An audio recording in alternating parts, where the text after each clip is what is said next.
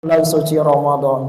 Menurut informasi pemerintah melaksanakan sidang isbat tanggal 22 Maret. Itu artinya kalau 22 nanti 23 kita bisa berpuasa. Terus malam tanggal 22-nya kita kalau benar itu 1 Ramadan kita udah melaksanakan tarawih. Mudah-mudahan kita disehatkan oleh Allah Subhanahu wa taala. Bapak, Ibu hadirin sekalian, dalam menyambut bulan Ramadan, apa yang perlu kita persiapkan? Ada 4 hal yang perlu kita persiapkan untuk menyambut bulan suci Ramadan agar puasa kita diterima oleh Allah Subhanahu wa taala dan juga kita seperti yang dijanjikan oleh Allah taala, mudah-mudahan kita menjadi orang bertakwa. Di ujung ayat la'allakum tattaqun. Apa 4 hal tersebut yang perlu kita persiapkan? Yang pertama yaitu niat. Kita niatkan dalam hati kita bahwa kita berpuasa agar tahun ini seperti ini kita bersungguh-sungguh. Jadi sungguh-sungguh kita, mudah-mudahan kalau puasa yang lalu-lalu mungkin kita banyak ada yang bolong, ada yang asal puasa aja.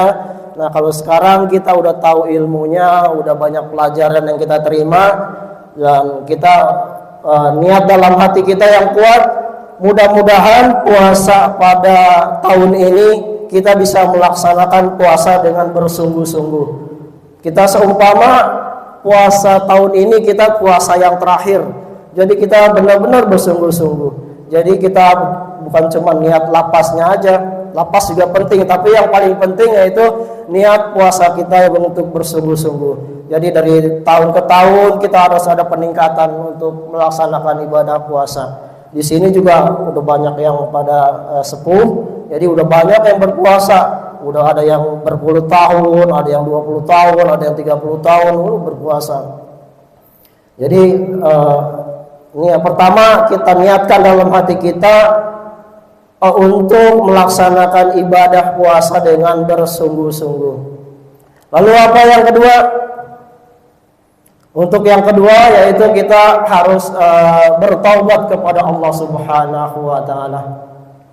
Jadi selama ini kita sebagai manusia tempatnya salah dan dosa.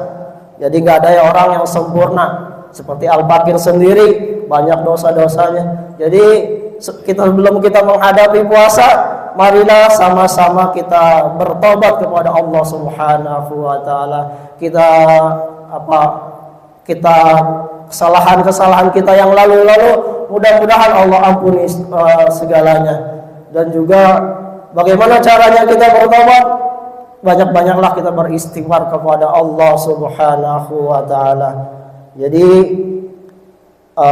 apabila kita merasa tahun-tahun lalu kita banyak dosa atau semuanya, ya marilah sebelum puasa ini masih ada waktu kita untuk 3 hari ini, 3 hari ke depan, marilah sama-sama kita selalu beristighfar kepada Allah Subhanahu wa taala. Adapun kesalahan kita sesama kawan, sesama teman, marilah kita saling memaaf-maafkan, saling redo-meredo agar puasa kita dapat berjalan lancar. Lalu persiapan apa kita yang ketiga? Untuk persiapan yang ketiga yaitu ilmunya, ilmu tentang puasa dan lain-lainnya. Ilmu tentang puasa. Puasa itu banyak persyaratannya.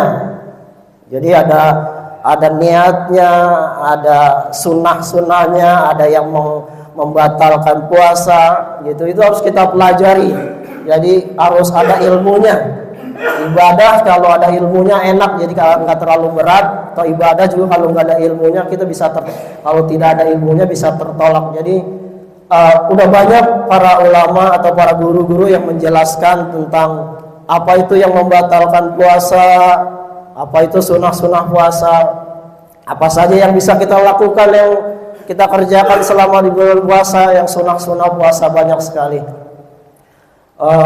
Banyak sekali yang bisa kita lakukan. Jadi ilmunya itu sangat penting. Kalau tidak mengerti, kita bisa bertanya kepada kawan kita atau pada guru-guru kita nih, Pak Ustaz Haidi Beransah yang lebih mengetahuinya. Bapak-bapak hadirin sekalian, yang keempat, apa yang perlu kita siapkan, yaitu persiapan fisik kita. Karena puasa ini ibadah fisik yang perlu kita persiapkan.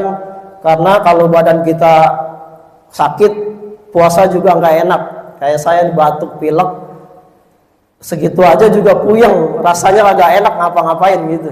Jadi dalam berpuasa kita harus mempersiapkan fisik kita. Jadi fisik kita supaya bagus. Jadi karena puasa nanti pola makan, pola tidur itu kadang-kadang berubah. Jadi jangan namanya habis buka puasa hari pertama apa aja dimakan, besoknya sakit perut, nggak agak puasa hari keduanya. Jadi kita harus mempersiapkan diri kita, harus mengatur pola makan kita, pola tidur kita agar kita selalu sehat dan bisa melaksanakan puasa dengan sebulan penuh dan menjadi la'allakum tattaqun. Kalau badan kita puasa, kita akan girang menghadapi puasa. Jadi dalam hadis, man fariha bidul Ramadan harama jasadu alan niron. Girangnya di sini kita bukan girang kayak anak-anak tuh punya baju baru, punya nanti dapat lebaran dapat duit. Girangnya kita di sini karena di bulan puasa itu banyak kebaikan, pahala-pahala banyak dilipat gandakan. Jadi kita ada sholat taraweh, ada tadarus Al-Quran, ada malam Lailatul Qadar, dan banyak lagi apa-apa yang kita kerjakan di bulan Ramadan ini dilipat gandakan oleh Allah Subhanahu wa Ta'ala. Jadi kita yang udah sering taklim begitu girangnya itu gitu, girangnya kita dapat melaksanakan ibadah dengan sebaik-baiknya, baik siang maupun malam. Yang tadinya tidak mengerjakan sunnah-sunnahnya, mudah-mudahan di bulan Ramadan ini kita dapat melaksanakan sunnah-sunnah apa yang tidak biasa kita kerjakan. Kan kita biasanya bangunnya pas subuh atau sebelum subuh dikit. Sekarang jam 3 kadang-kadang kita udah bangun. Jadi jangan tidur lagi, kita bisa melaksanakan sholat tahajud, sholat hajat, sholat yang lain-lainnya. Jadi entah subuh, kita manfaatkan waktu kita, mumpung usia kita masih diberi kesehatan oleh Allah Subhanahu wa Ta'ala. Terakhir dari saya, selaku pribadi menghadapi puasa ini, saya mohon dibukakan pintu maaf yang seluas-luasnya. Apabila selama pergaulan di sini kita banyak salah, banyak perkataan atau perbuatan saya yang tidak berkenan di hati bapak-bapak hadirin sekalian, saya mohon dibukakan pintu maaf yang seluas-luasnya. Begitu juga bapak-bapak kepada saya sudah maafkan apa yang apabila mungkin bapak-bapak sih nggak ada salah kali sama saya. Jadi kita sama-sama ridho, kita sama-sama memaafkan sesama menghadapi bulan suci Ramadan. Demikian bukan ceramah ini namanya ya. Share aja yang singkat dari saya. Wabillahi taufiq wal hidayah. Wassalamualaikum warahmatullahi wabarakatuh.